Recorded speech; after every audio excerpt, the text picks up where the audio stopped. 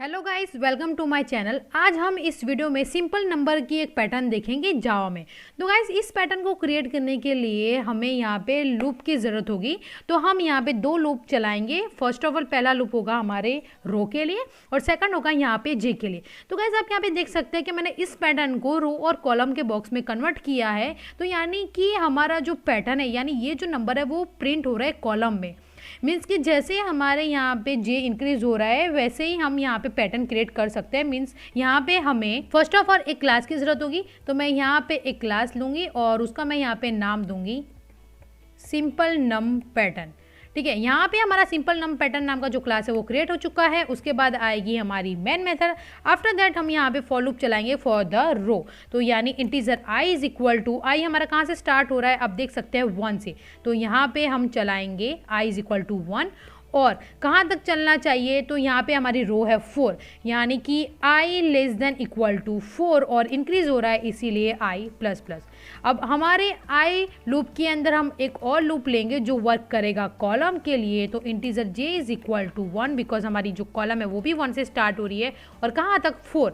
तो यहाँ पे आएगा j इज इक्वल टू 1 और j less than equal to i because यहाँ पे जैसे जैसे i बढ़ रही है वैसे वैसे हमारा j बढ़ रहा है। ठीक है, तो j less than equal to i और हमारी कॉलम भी इंक्रीज हो रही है इसीलिए j प्लस प्लस। अब यहाँ पे हम इसके बॉडी पार्ट में एक स्टेटमेंट प्रिंट कराएंगे जिसमें हम यहाँ प्रिंट कराएंगे j को। बिकॉज आप देख सकते हैं कि यहाँ पे हमारी पहली रो में प्रिंट हो रहा है 1, यानी कि j था 1 इसीलिए 1 प्रिंट हुआ। उसके बाद जैसे ही हम सेकंड रो में आएंगे तो j हो जाएगा 1 और i हो जाएगा 2। तो यहाँ पे 1 2 प्रिंट होगा, इसलिए यहाँ पे j की वैल्यू ही प्रिंट हो रही है, इसलिए यहाँ पे हम j प्रिंट कराएंगे। उसके बाद दो नंबर के बीच में स्पेस आना चाहिए, इसलिए मैं यहाँ पे प्लस साइन से कॉन्केट करा रही हूँ स्पेस को, यानी डबल कोट में दूंगी सिंगल स्पेस। यहाँ पे याद रखिए हम डबल कोट में j नहीं लिख सकते बिकॉज यहाँ पे हमें नंबर प्रिंट कराने हैं। अगर आप डबल कोट में j लिखते हो तो यहाँ पे j प्रिंट हो जाएगा और j की यहाँ पे पैटर्न क्रिएट हो जाएगी।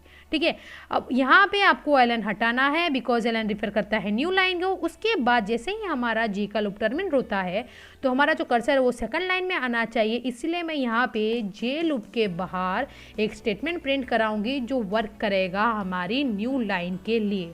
राइट, तो यहाँ पे हमारा जो लॉजिक है वो क्रिएट हो चुका है। तो गाइस, ये वर्क कैसे करता है तो मैं आपको सेल्फ डिबग करके समझाती हूँ।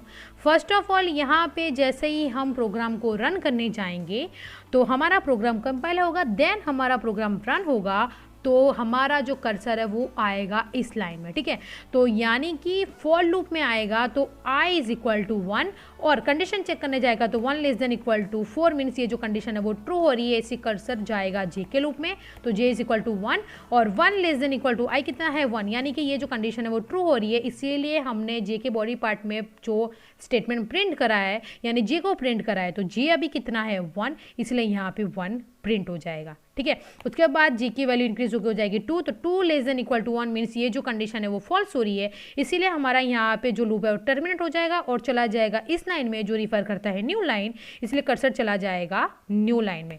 ठीक है, अब यहाँ पे अगेन i की वैल्यू इंक्रीज हो जाएगी 2 और कंडीशन चेक करने जाएगा तो 2 लेस देन इक्वल टू 4, यानी ये जो कंडीशन है वो ट्रू हो रही है, इसीलिए हमारा कर्सर जाएगा j के लूप में। तो j इज इक्वल टू 1 और 1 less than equal to i कितना है 2, तो ये जो कंडीशन है वो ट्रू हो रही है। तो यहाँ पे हमारी j की वैल्यू प्रिंट हो जाएगी बिकॉज हमने यहाँ पे j प्रिंट कराया है। ठीक है, तो अभी j की वैल्यू है 1 तो यहाँ पे 1 प्रिंट हो जाएगा। उसके बाद j इंक्रीज होकर हो जाएगा 2, तो 2 less than equal to 2 means ये जो कंडीशन है वो भी ट्रू हो रही है, तो यहाँ पे हमारा 2 प्रिंट हो जाएगा। और देखिए हमने यहाँ पे एक स्पेस दिया था 2 नंबर के बीच में, तो यहाँ पे स्पेस आ गया।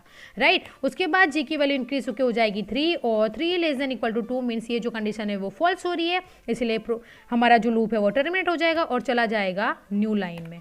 ठीक है, तो यहाँ पे i की वैल्यू इंक्रीज होकर हो जाएगी 3 और 3 less than equal to 4 means ये जो कंडीशन है वो ट्रू हो रही है, इसलिए कर्सर जाएगा j के लूप में। तो j इज इक्वल टू 1 और 1 less than equal to i कितना है 3, तो ये जो कंडीशन है वो ट्रू हो रही है, यानी कि यहाँ पे j की वैल्यू प्रिंट हो जाएगी। अब यहाँ पे j की वैल्यू बढ़ के 2 हो जाएगी और 2 less than equal to 3 means कि ये जो कंडीशन है वो भी ट्रू हो रही है, तो यहाँ पे j की वैल्यू अगेन प्रिंट हो जाएगी जो है 2। अब यहाँ पे जे की वैल्यू इंक्रीज होकर हो जाएगी 3 और 3 less than equal to 3 means कि ये जो कंडीशन है वो भी ट्रू हो रही है, तो यहाँ पे अगेन जे की वैल्यू प्रिंट हो जाएगी, राइट।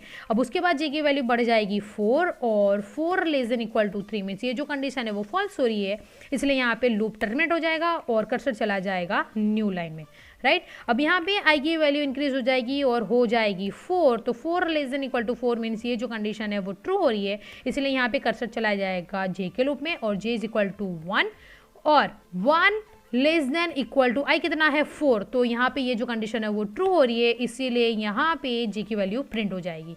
उसके बाद जे की वैल्यू इंक्रीज होकर हो जाएगी 2, तो 2 लेस देन इक्वल टू 4, ये कंडीशन भी ट्रू हो रही है, इसलिए यहाँ पे सेकंड जे की वैल्यू प्रिंट हो जाएगी।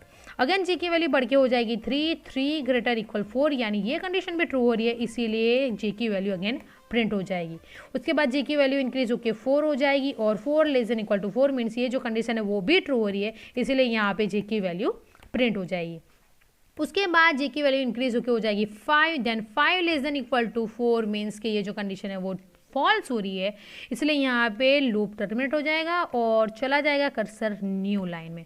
उसके बाद आई की वैल्यू इंक्रीज होकर हो जाएगी 5 और 5 लेस देन इक्वल टू 4, ये तो हमारा कर्सर जो यहाँ था वो सीधे चला जाएगा लूप के बाहर, यानी कि हमारा जो प्रोग्राम है वो एग्जीक्यूट हो जाएगा।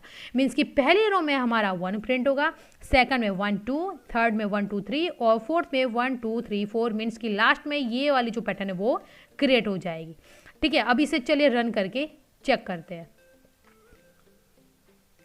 तो गाइस आप देख सकते हैं कि यहाँ पे एग्जैक्ट हमने जो पैटर्न क्रिएट की थी वो यहाँ पे आ गई, बिकॉज हमने यहाँ पे जे को प्रिंट कराया था, इसीलिए यहाँ पे ये पैटर्न क्रिएट हो चुकी है।